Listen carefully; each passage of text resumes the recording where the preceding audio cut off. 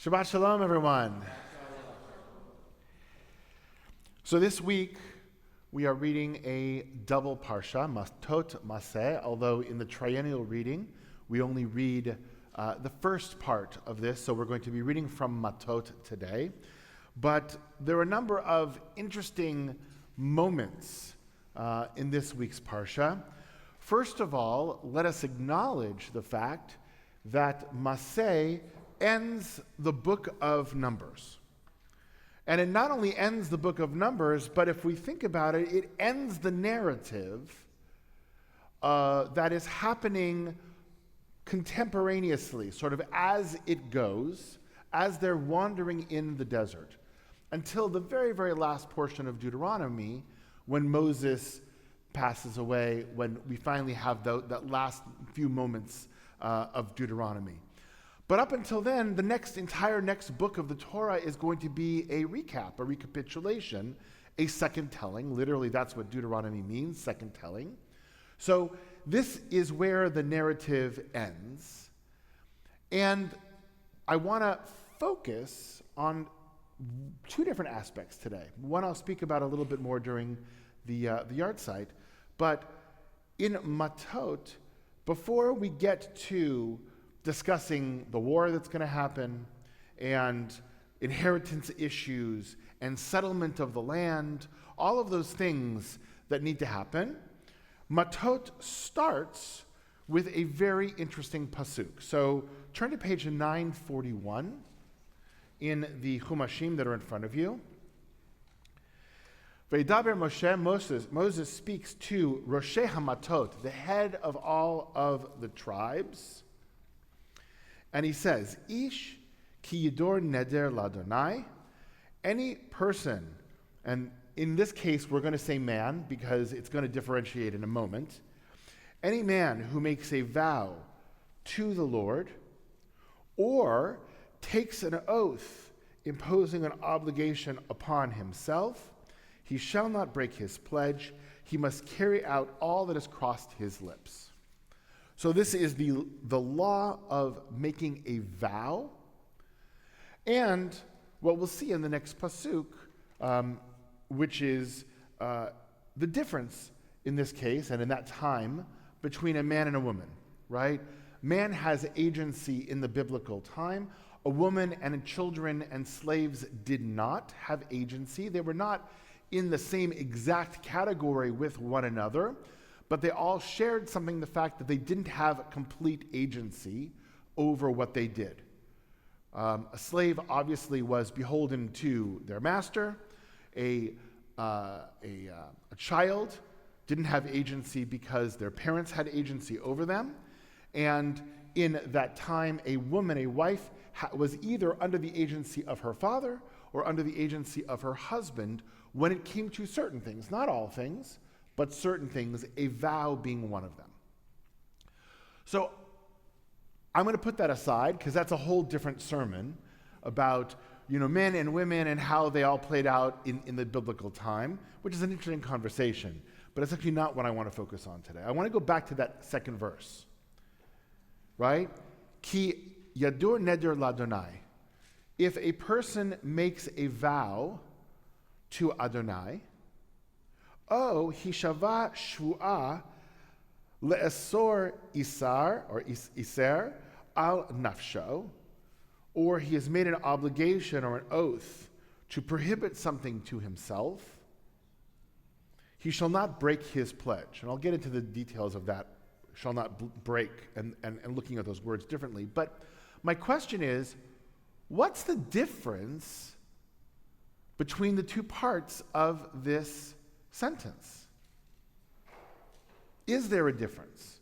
A lot of times we have these doublets and it means the same thing. And I guess my question to you is, does the first part of the sentence and the second part of the sentence mean the same thing, or do they mean something different? Please.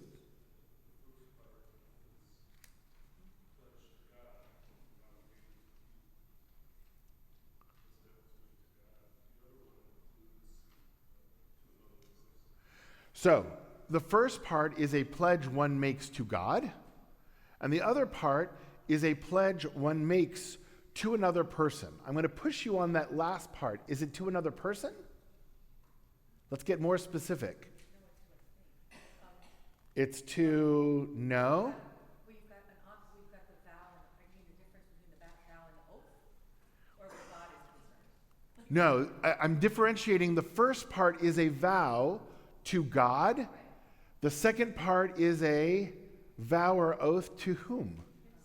Yes. Say it again. Himself. Himself. Right? This is huge. This is huge.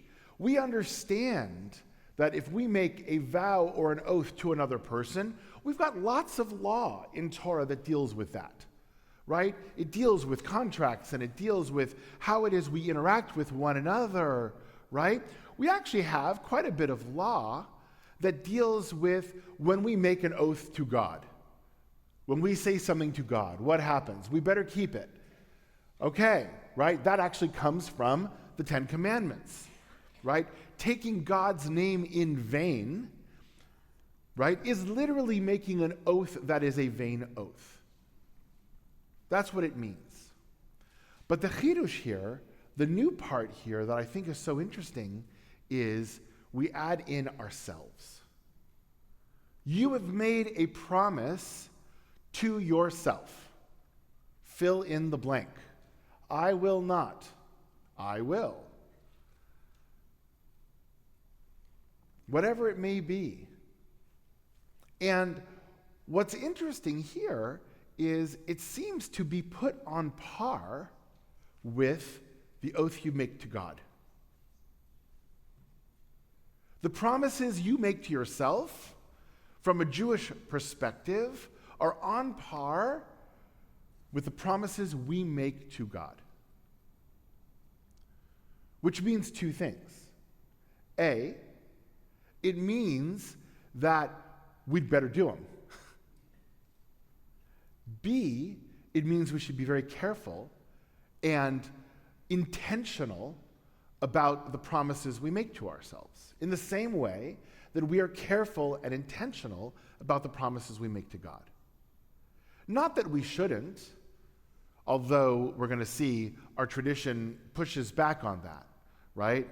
There's a number of different places that our tradition pushes back on, making oaths. And I think if the rabbis had their way, certainly in Masechet Nedarim, in the tractate dealing with oaths, they would eliminate our ability to make oaths completely, right? Because it just creates too many problems when you do that. And it would just be easier not to do it. But they also understand that human beings make oaths, human beings make promises in that sort of way. And therefore, we need to be cognizant about those promises. We shouldn't make those promises willy-nilly. We shouldn't throw them out there as if they don't matter. Certainly when it comes to the promises we make to God, but this parsha, or this pasuk, is saying the promises you make to yourself have that same weight, have that same piece to it. Tom, did you want to make a comment? Yeah, go ahead.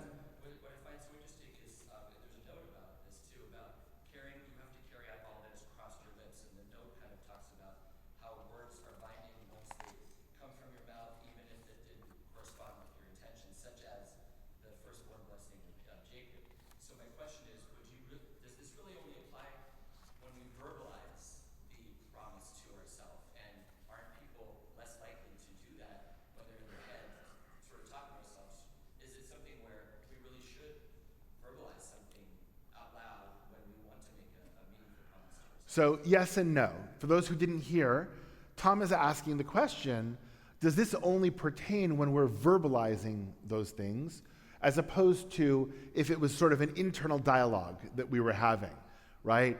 It comes time for New Year's, whether it's the secular New Year or the Jewish New Year, and you sort of internally say, all right, I promise myself I'm not going to do X anymore. I promise myself I'm going to try to do this more, right? You're not verbalizing it outside. What I would say is the rabbis in Nedarim tried to make it as limiting as possible, and they would argue, unless you verbalize it, it doesn't really count.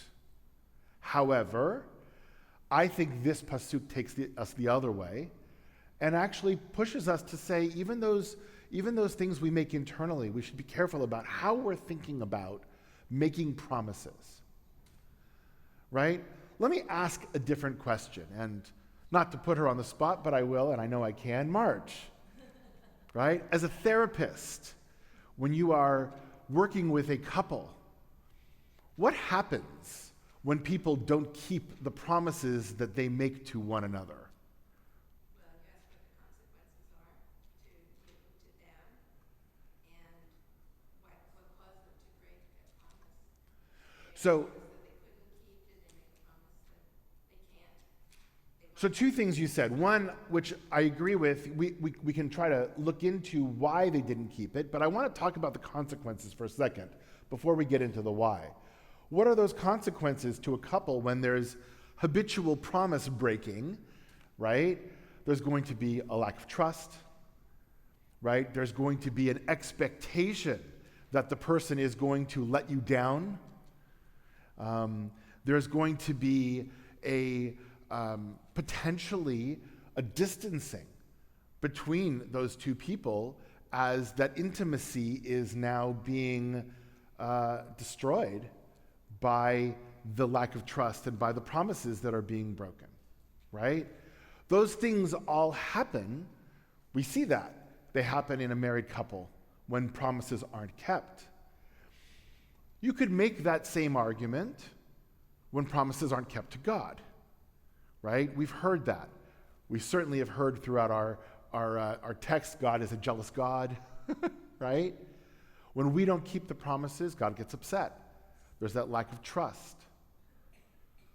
It's an interesting conversation. What happens when we feel that God doesn't keep God's promises? Again, a different sermon, right? But for us right now. But here's my question.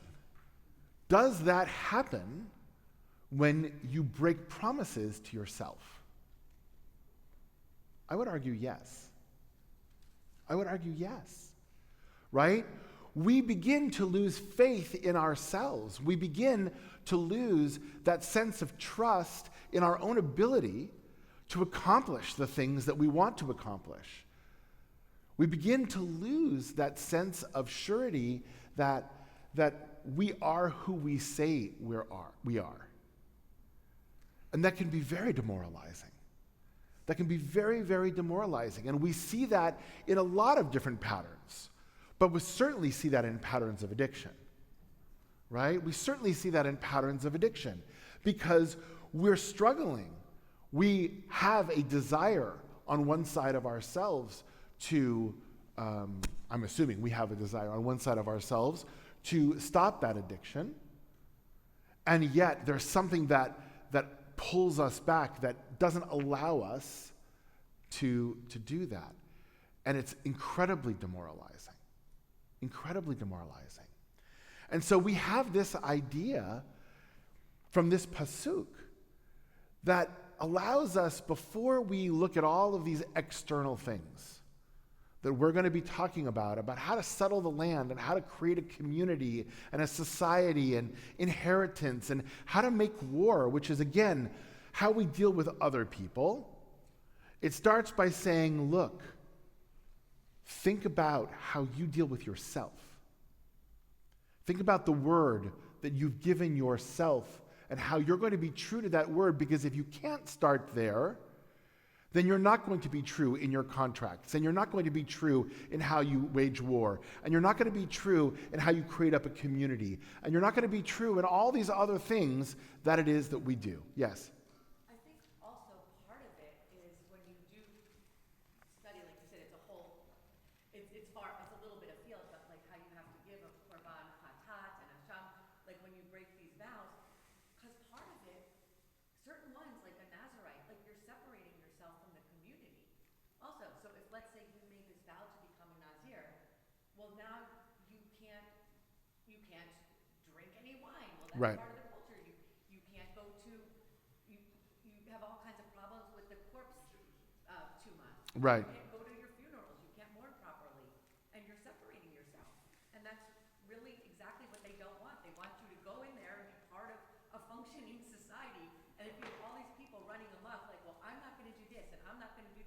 this is forbidden to me, whether it's yourself or the object, sometimes it has that same outcome. And it's almost like a setup. It's just not. So you're bringing something up which I think is an interesting conversation, Diana, which is, I think one of the reasons that the rabbis didn't like vows is, it created, they didn't like anything that was going to almost clog the system or create an expectation that people were going to fail, right? And we tend to not be so good at fulfilling our vows as a species, right? That's just the way that it is.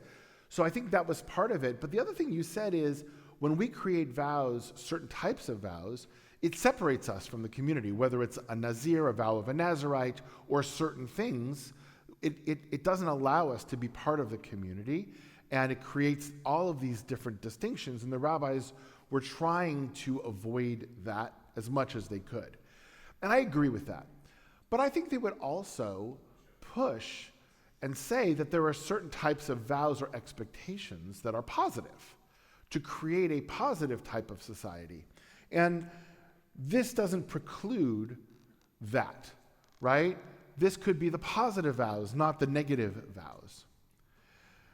And if you have a question, get to 1 second, Marge. If you have a question as to whether or not they are equating this, right, with breaking vows to God, just look at the words they use, right? When you have forbidden something to yourself, lo yachel devaro. It says you shall not, translates that as you shall not break your pledge. But yachel actually comes from the root halal, chilul, desecrate. It's a very strong word, and it's usually one that is reserved for how we relate to God. And this is arguing when you break a vow, when you break a promise to yourself, you are desecrating your word. You are desecrating your sense of self in the same way that you would desecrate God by doing something against what God wants. Very powerful. Marge. We're made in God's image, and God's made vows that God didn't keep. And so maybe it gives us that space of, you're supposed to do this, you should be really serious and thoughtful, but there's also some wiggle room in there for forgiveness because... Yes, we're made in God's image. We are not God. And therefore we should try to aspire, but we're going to fail sometimes. And there is room for forgiveness, right? I mean, we could spend, a whole session talking about how we deal with vows. I mean, coming up at Yom Kippur, Kol Nidrei is all about the vows that we make. The intentional ones, the unintentional ones, how we deal with them. There's a process for dealing with it. It doesn't mean, just because there's a way out. I was just having this conversation, actually, with somebody, talking about, divorce in today's day and age, and, nobody goes into a marriage thinking they're going to get divorced. There actually was a couple that I was, officiating at many, many years ago, more than 10 years ago, and I was sitting and I was talking to them, and they're like, well, if it doesn't work out, we'll get divorced. And I'm like, that's how we're starting? Right? In all of this, needless to say, they got divorced. But so most people don't think about that in the beginning of all of this, but there is a process for it. That doesn't mean you don't take it seriously. Yes, if things fall apart, there's a process for dealing with it. If we don't live up to our word, if we don't live up to our vows, there is a process for dealing with that. An acknowledgement of that and a getting better from that. Please. So, being told about discipline, and it doesn't matter whether your vow is to yourself or to another person or to Hashem. The point is that in order for you to have an ordered life, in order for you to have a rudder, in order for you to have some agency and control in your life, you need discipline. Yep.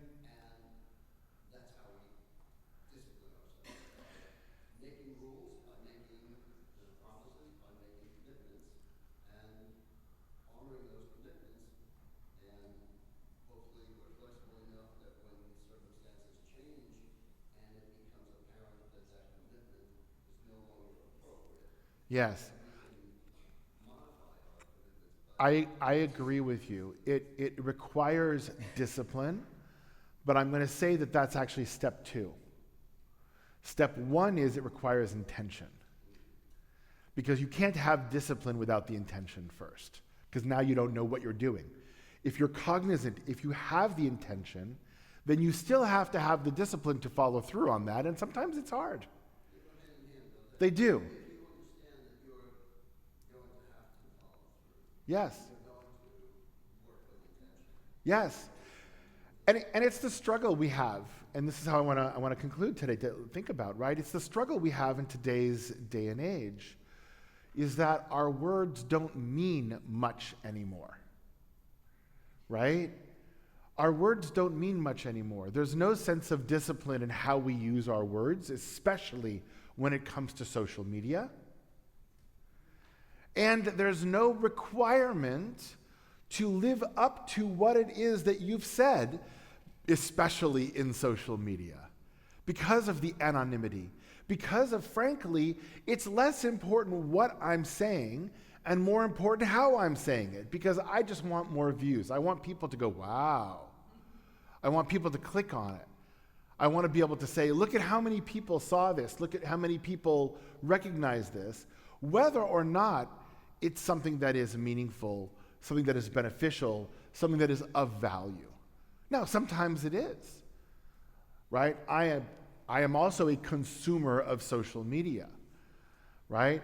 I try to look for things, though, that have meaning behind it, that have purpose behind it, that have some sort of backing and responsibility and discipline behind it, so that it's not just saying anything we want to say, but is actually saying, okay, wait a second. I could say it this way, but I'm not going to, and here's why. Because I want you to focus on this, and I want you to think about this. The words that we say, the vows that we make, are of divine importance. Divine importance. Going back to a wedding, we talk about the Sheva Brachot, we talk about the 7 blessings. That is how a couple transforms from being a couple to a married couple, through words. God created the universe with words. We form our world with words. The words we say to others, and, according to this pasuk, the words we say to ourselves. Those are of value, they are important, and when we don't live up to them, we are diminishing ourselves, and we're diminishing our relationship with God and with others around us.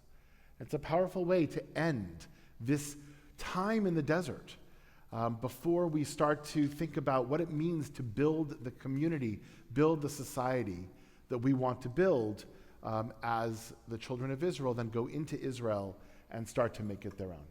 Shabbat Shalom, everyone.